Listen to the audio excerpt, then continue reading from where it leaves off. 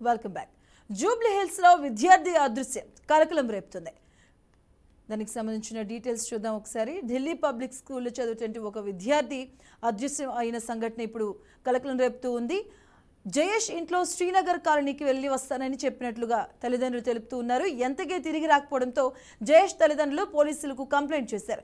జయేష్ ఇంటి నుంచి వెళ్ళి 10 రోజులు గడుస్తున్నా ఇప్పటికీ పోలీసుల నుంచి ఎటువంటి సమాచారం అందకపోవడంతో జయేష్ తల్లిదండ్రులు భయాందోళనకు గురవుతున్నారు.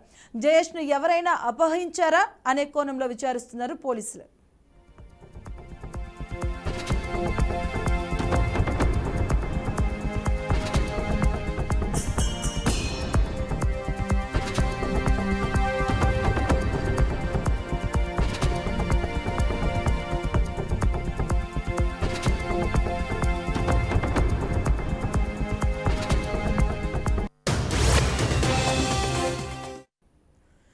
జూబ్లీ హిల్స్ లో విద్యార్థి అదృశ్యం ఇప్పుడు కలకలం రేపుతూ ఉంది. ఢిల్లీ పబ్లిక్ స్కూల్లో చదువుతున్న జయేష్ ఇంట్లో శ్రీనగర్ కాలనీకి వెళ్ళి వస్తానని చెప్పి వెళ్ళినట్లుగా తల్లిదండ్రులు చెప్తున్నారు. అయితే 10 రోజులైనా కూడా కనిపించకుండా పోయాడు జయేష్. ఈ నేపథ్యంలో పోలీసులు విచారణ చేపడుతున్నారు. దీనికి సంబంధించిన పూర్తి వివరాలు మా కరెస్పాండెంట్ క్రాంతి అందిస్తారు. క్రాంతి.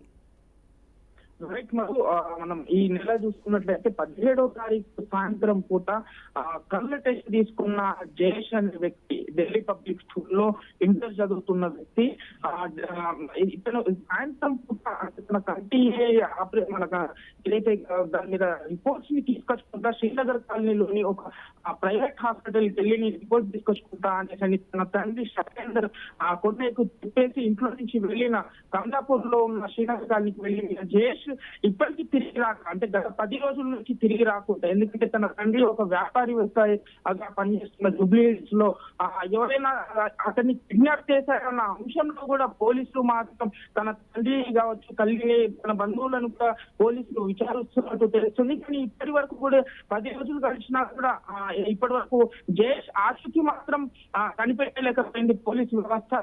దీనిపైన సిఎస్ఐ అంటే తను వాడుతున్న మొబైల్ నెంబర్ కావచ్చు, లేదు అని అంటే ఫోన్ డేటాని కూడా పరిశీలిస్తున్నట్లు మాత్రం జూబ్లీ హిల్స్ పోలీసుల వివరాల ప్రకారం మనకున్న సమాచారం Madhu. Right, thank you Kranti.